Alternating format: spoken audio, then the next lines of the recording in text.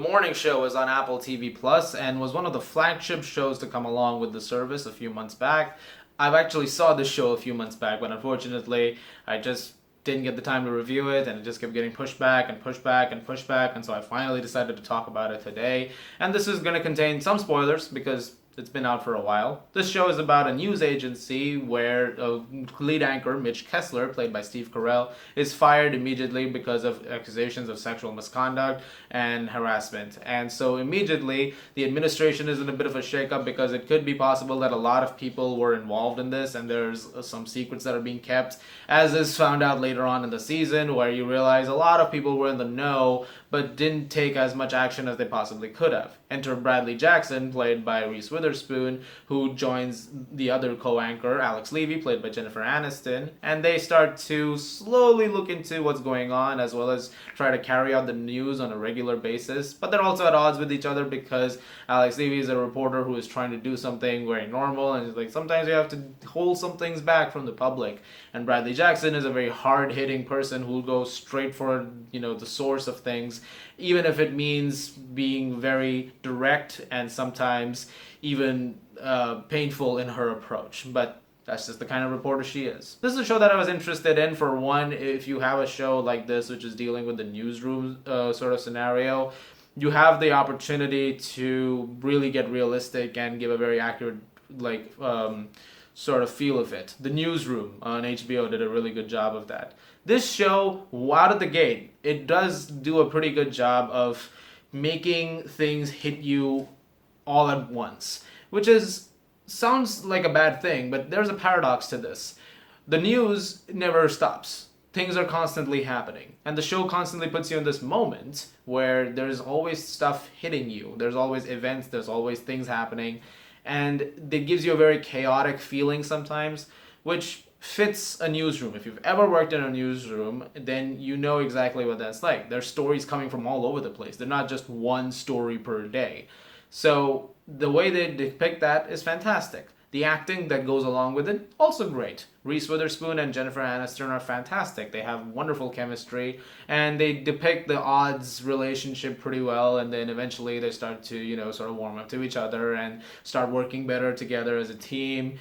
And they address their issues very well. They address their characters' flaws, their pros, wonderfully. Both actresses were nominated for Best Actress at the Golden Globes this year, which was pretty amazing, and I think it's well deserved. Steve Carell is good in this, but if you're going to watch this show for Steve Carell, I would say don't, because he's not really got like a solid thing. He's there as this character who's done something horrible, and he's still not quite realizing the ramifications of the horrible thing that he's done. And so he plays a very unlikable character, which is good for the performance, but he's also not there for a few episodes at a time, and so he's not exactly the lead of it, so don't expect to watch the show for him per se. The way it's shot, the way it looks, really great. It's a good looking show, I will say that.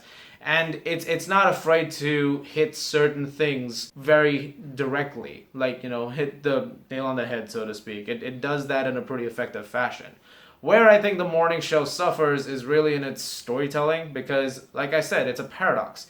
While the chaotic feeling of a newsroom is captured wonderfully here, it also makes the storytelling very scattered because it throws so much at the viewer that it can be a little disjointed narratively. While a newsroom in real life is like that, this is not a real life newsroom. And so you're watching a show, but there are so many different parts of this story, and there are so many different subplots that they bring up along the way, including ones that have nothing to do with the news agency, but with the characters' personal lives, that it can be a little discombobulated. I think the show could have been streamlined that way, because there's a few episodes where really nothing happens too. And I thought that was also a missed opportunity. There's a detour at one point where they go because they're covering a fire. Okay, they try to, address some conflicts over there, like, what Alex and Bradley are going through, and certain revelations that have come out recently because of the piece that's been printed in I believe it was the New York Times about Mitch Kessler, and that's a damning piece. It's like, oh, there's no coming back from this. I think it could have handled it in a more focused way. and could have handled it in a better paced way, so to speak. I also think that this could have been a couple of episodes shorter this season, personally. I don't think this is a bad season though, not at all. I think it's a pretty nicely done season. It's just it needs more focus, and it also sometimes, while it has some hard hitting commentary on certain things, some things it's very sparse on, and that could have also helped a lot. Like, it would have been nice to have certain things handled in a more direct way and in a more affecting way, like the show keeps hinting that it will. It hasn't done so yet. It would have been nice to have that, but I guess that's going to happen the second season, because it ends on the note that they basically out the administration, like everybody involved in higher ups, and the feed gets cut. So you sort of like, oh, they're probably going to lose their jobs after this. Or we'll see what happens in season 2. I mean, this is going to go on right now. I could have actually seen this as a limited series, but we're going to get a season 2. So, you know what? Okay. I'll check it out. I'll check it out. I'm intrigued with the concept of where they could go with this story. I think it's a fascinatingly done show. I think there's a lot of promise in it. I think there's a lot of potential in it. However, I wish it also had a focused hand. There's also a subplot about one of the news anchors, of the weatherman, who is dating this younger girl, and that becomes a whole thing. There was too much hitting at you at once, and it's the least interesting part of the entire show for me. That storyline. And there's a lot of time dedicated to it. There's also a diversity push happening at one point, because there's one black journalist who's like, I never got a chance at the lead anchor role. It's like, okay, that I understand they're addressing that. And then Mindy Kaling, who represents another news agency, comes in and says that, well, you could do something here. And that is another subplot. There's a lot going on, basically. There's a lot going on in this season. And, well, like I said before in this review, maybe next time a little more streamlined. I'm going to give The Morning Show Season 1 a B-. Thank you very much for watching, guys. Look forward to more reviews very soon. I'm sorry I've not been very regular over the last couple of weeks. As you know, things have been going on in the world. My mind's been on that. And I've also been gaming a lot recently. Playing a lot of games. Last of Us Part 2 as well. I will review that when I'm done with it. There's a lot to talk about over there. That'll be a gigantic review.